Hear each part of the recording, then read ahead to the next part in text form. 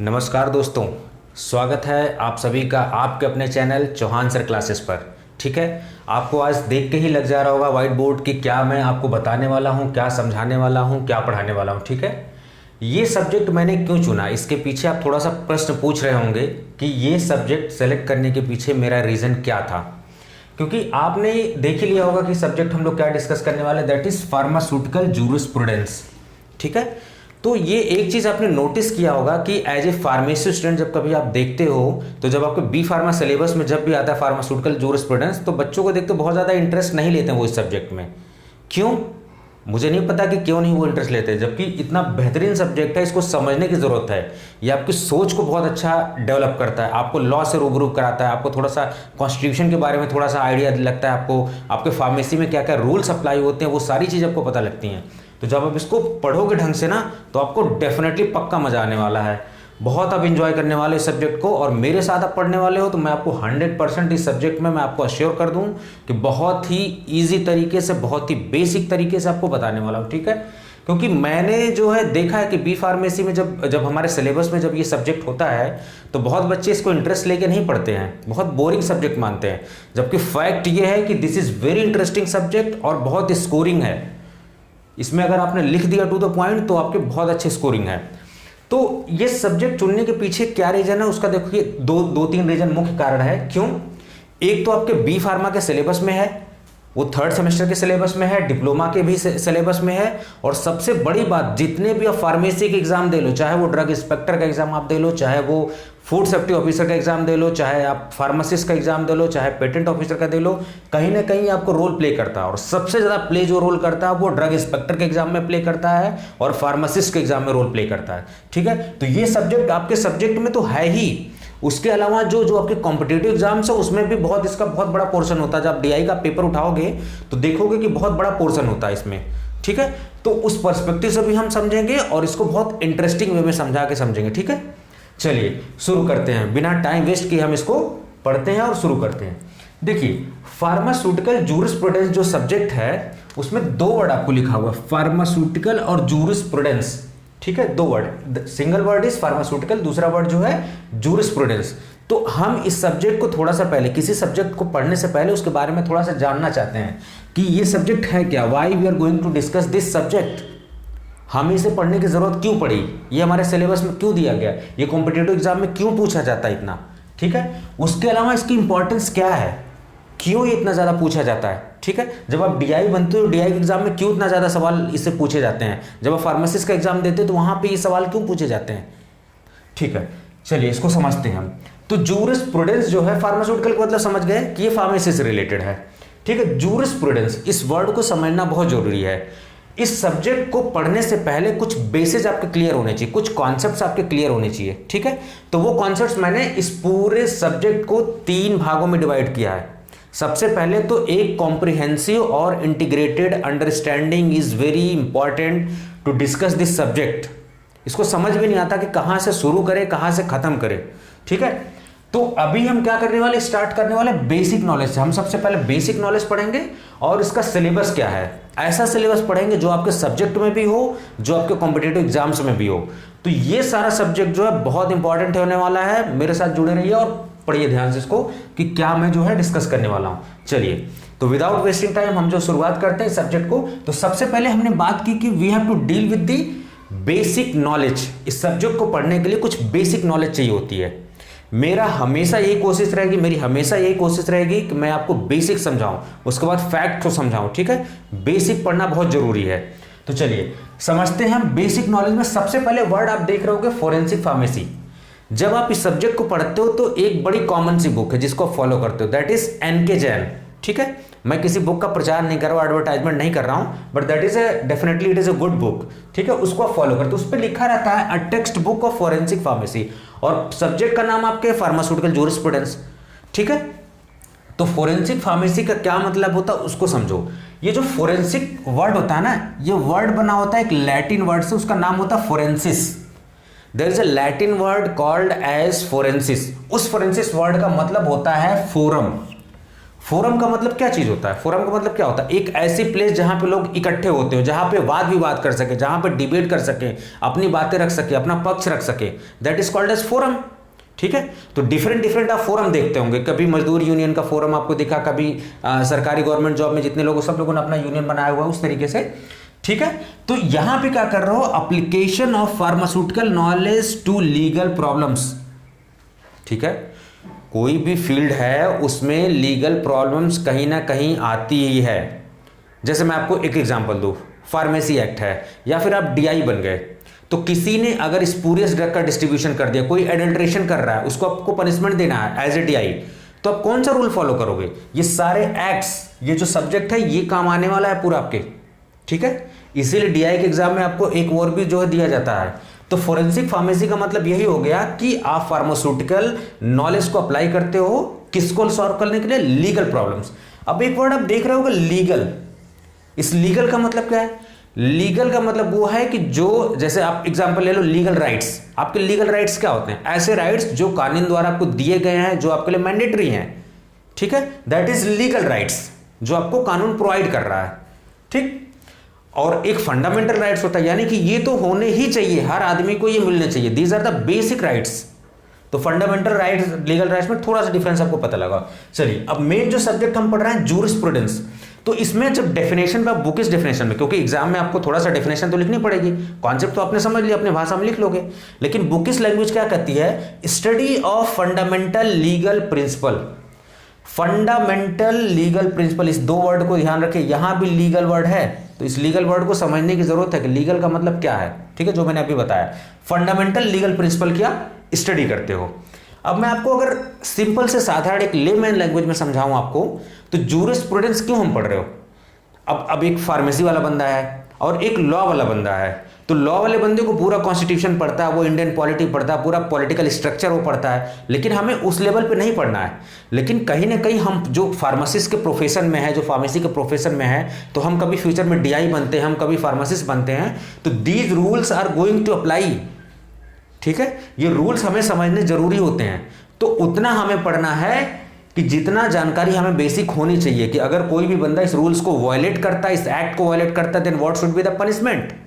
ये चीजें आपको बेसिक नॉलेज पता होना चाहिए।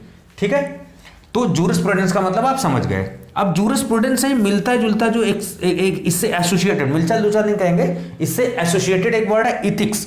इथिक्स में लिखा है साइंस ऑफ ह्यूमन कंडक्ट, यानी कि एक ह्यूमन का व्यवहार कैसा होना चाहिए, उसका मोरल कोड क्या होना चाहिए। ठीक है, उसकी नैतिकता क्या होनी चाहिए। ठीक है, तो नैतिकता का मतलब क्या होगा कि एक जो आदमी है उसको क्या डेली लाइफ में क्या नैतिक व्यवहार दिखाना चाहिए। जैसे आप इंडिया के सिटीजन हो, तो आपकी नैतिक जिम्मेदारी क्या बनती है कि आप अपने कंट्री का झंडे की रिस्पेक्ट करो, आप अपने कंट्री के ऊपर कभी भी कोई हमला होता, अटैक होता, तो उसके लिए हमेशा अपने आप को तैयार रखो। ठीक है, उसके सॉवरेंटी को बचा के रखो, उसके झंडे को रिस्पेक्ट करो, सभी सिटीजन का रिस्पेक्ट करो।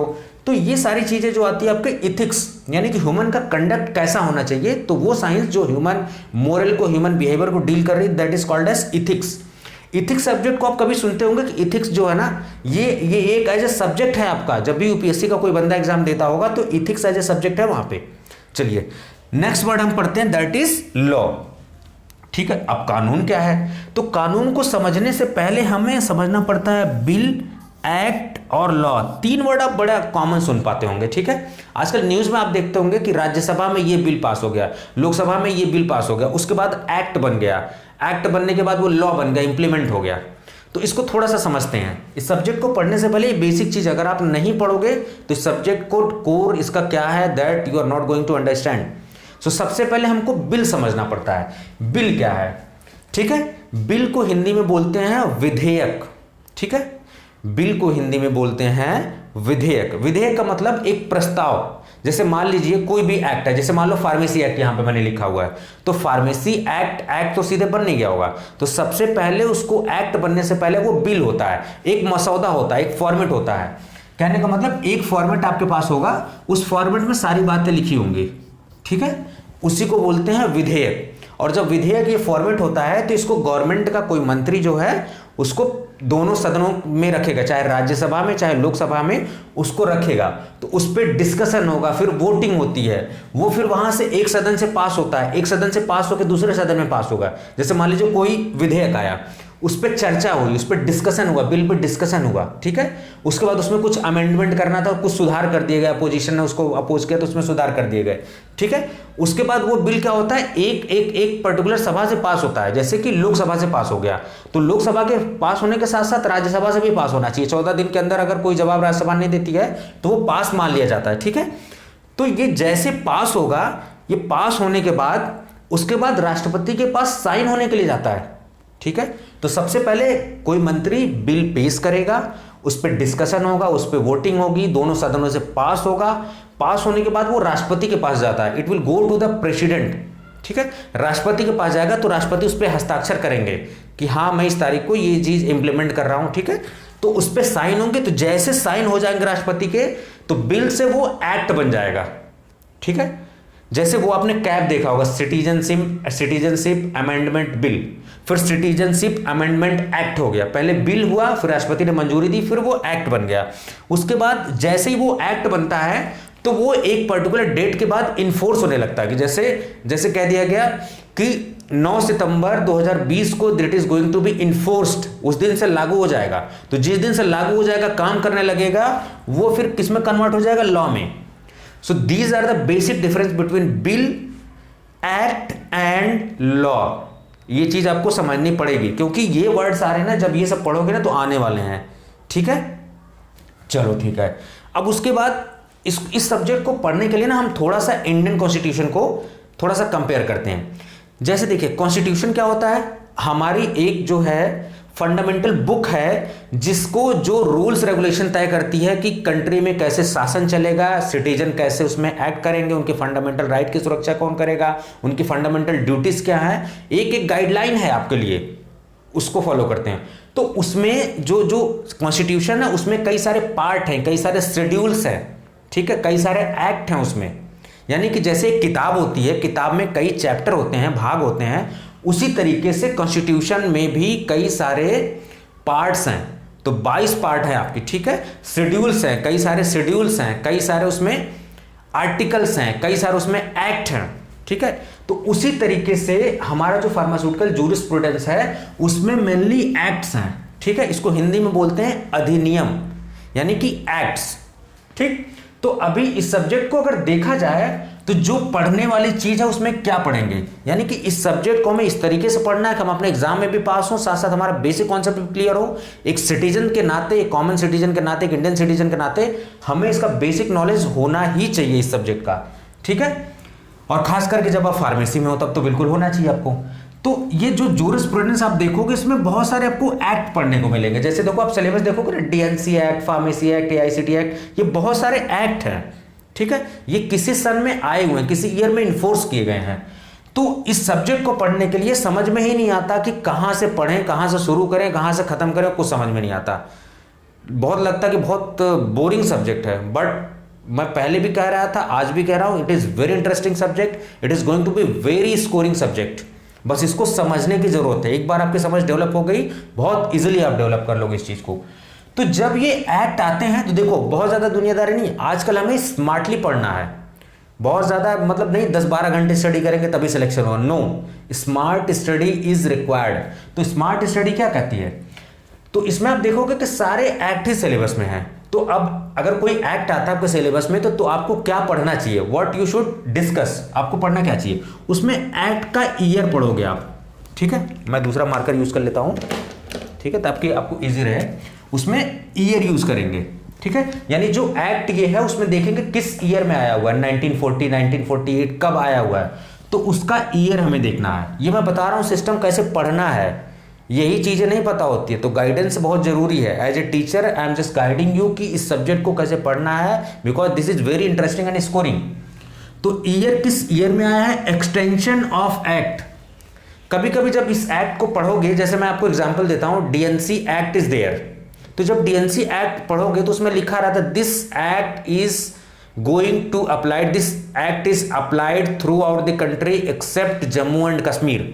पहले लिखा रहता था, अभी तो जम्मू कश्मीर जो इंडिया का पार्ट हो गया, तो अब वो क्लॉज हट जाएगा वहां से, ठीक है। तो उसका एक्सटेंशन देखना कि सारे एक्ट इंडिया में पूरे लागू होते हैं या कुछ स्पेसिफिक स्टेट के लिए, कुछ स्पेसिफिक प्लेस के लिए है, ठीक है, वो चीजें देखनी होती है। उसके बाद सबसे इंपॉर्टेंट होता है ऑब्जेक्टिव, उस एक्ट का मकसद क्या है, उस एक्ट को लाया गया तो मकसद क्या है, तो उस एक्ट का ऑब्जेक्टिव बहुत जरूरी है। जैसे मैं आपको एग्जांपल लूं, DNC act, drug and cosmetic act, तो उसके लाने के पीछे मकसद क्या था। पहले आप देख रहे हो कि ड्रग्स एंड कॉस्मेटिक जो होता था, कोई पेक्स होते थे जिसको कहते हैं झोला छाप डॉक्टर, या फिर वो लोग कैसे ट्रीटमेंट करते थे, दवाइयाँ कहीं से भी आती थी, कोई रूल रेगुलेशन नहीं होता था, कोई पेशेंट डेथ हो गई तो उसको कोई रिस्पॉन्सिबिलिटी लेने वाली वो बात नहीं होती, तो उसको रेगुलेट किया गया, तो उसका एक मकसद होगा, that is called as objective of that act.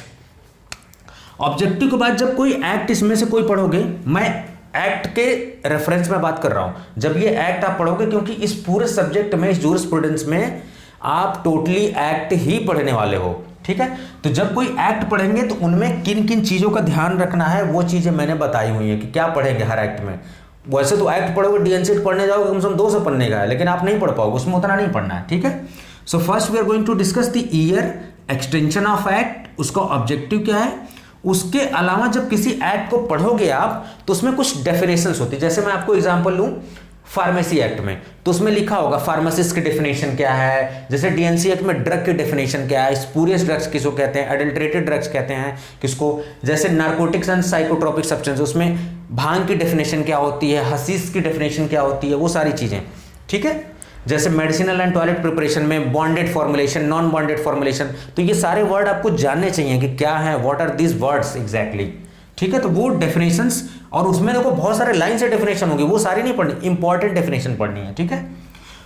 उसके बाद शेड्यूल्स आपको पढ़ने हैं। ये शेड्यूल्स खास करके यहां मैंने लिख दिया हुआ है डी एंड सी, यानी ड्रग्स एंड कॉस्मेटिक एक्ट में शेड्यूल ए, शेड्यूल बी, शेड्यूल सी, ये शेड्यूल बहुत इंपॉर्टेंट होते हैं, एक डीआई के लिए, एक फार्मासिस्ट के लिए।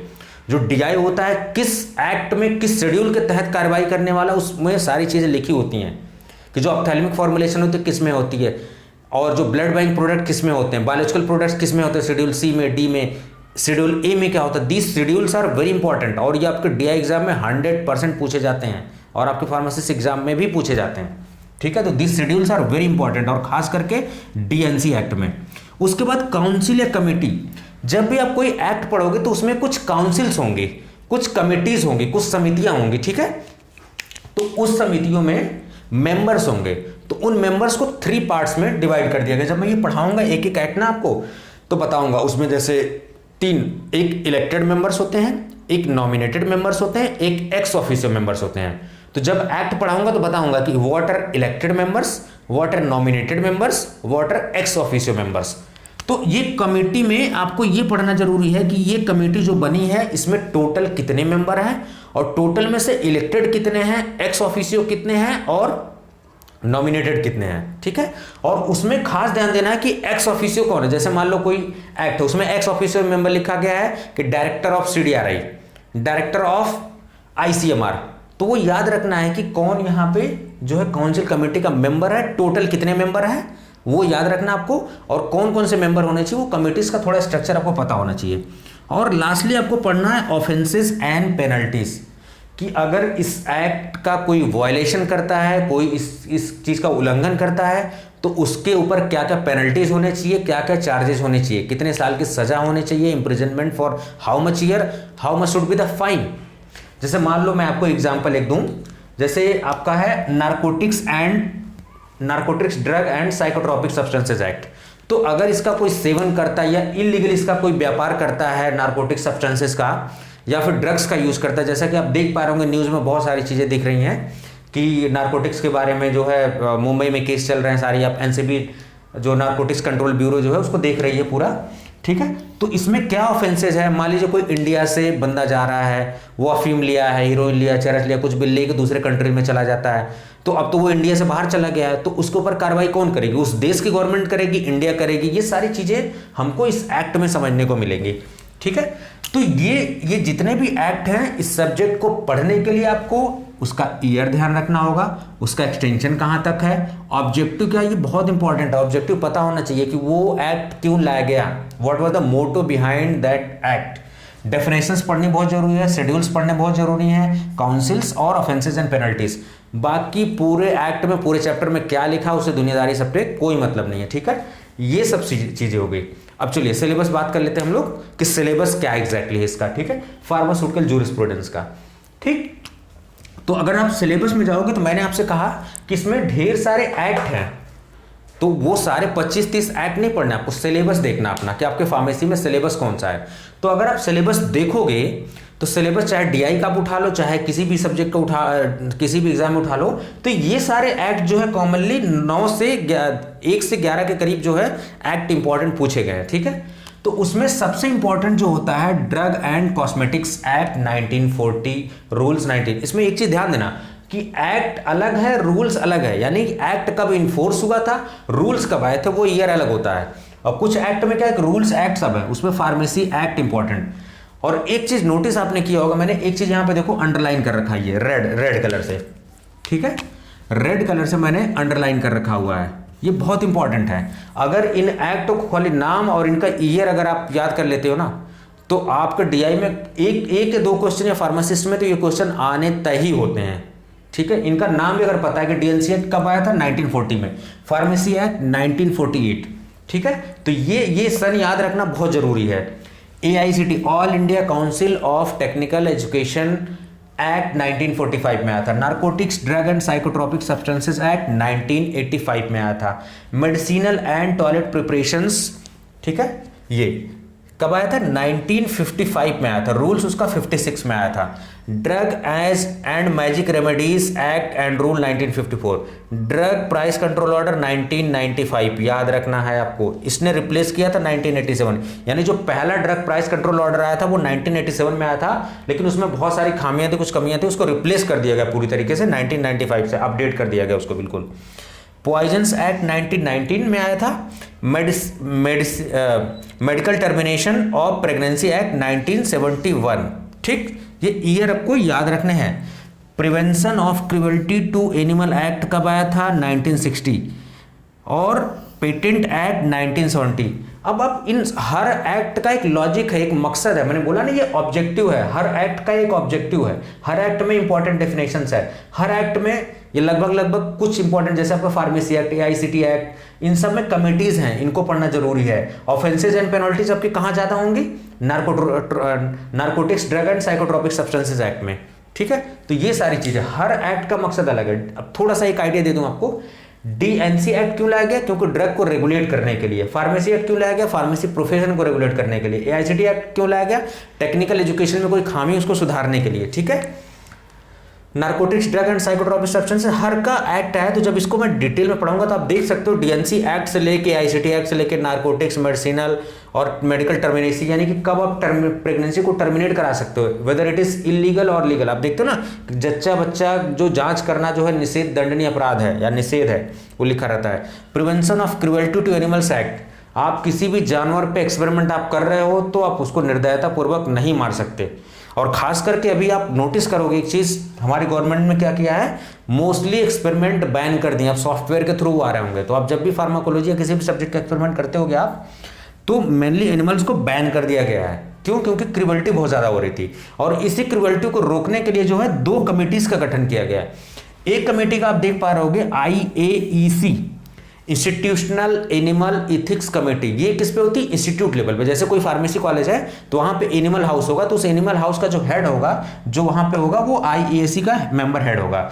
उसके अलावा CPCSEA, ये पूरे कंट्री वाइड लेवल पे होती है, ठीक है, committee for the purpose of control and supervision of experiments on animals, CPCSEA, ठीक है। ये कमेटी पूरे इंडिया वाइड होती है, ये पूरे इंडिया में देखती है कि कौन सा इंस्टीट्यूट इस प्रोटोकॉल को फॉलो कर रहा है कि नहीं कर रहा, और इसी के अंडर में हर इंस्टीट्यूट के अंदर में एक बॉडी होती है, इंस्टीट्यूशनल एनिमल इथिक्स कमेटी, वो गवर्न करती है कि कैसे एक्सपेरिमेंट होगा, कोई भी क्रुएल्टी नहीं होगी, वो सारी चीजें देखती हैं।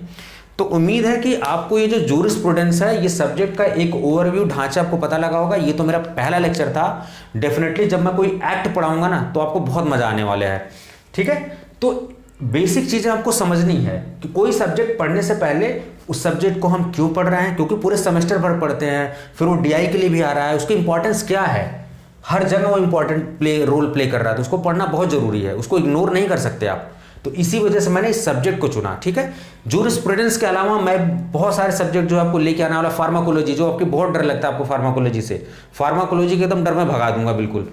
उसके अलावा सुटिक्स से बहुत बेसिक्स जो सब्जेक्ट है वो आपको डर लगता है, तो सुटिक्स में भी मैं जो है बहुत आसान तरीके से, मेरा काम होगा कि जो आप पढ़ रहे हो, देखो नेट पे यूट्यूब पे बहुत सारी चीज़ अवेलेबल है, लेकिन मेरा काम क्या है, मैंने देखा कि उसमें जो बहुत सिस्टमेटिक वे में नहीं दिया है, सिंपल वे में किसी ने नहीं समझाया हुआ ढंग से। मैं किसी की बुराई नहीं कर रहा हूँ, लेकिन एक बच्चे को सिंपल अप्रोच समझ में आनी चाहिए कि सिंपल कॉन्सेप्ट क्या है, उसका बेसिक क्या है, ठीक है।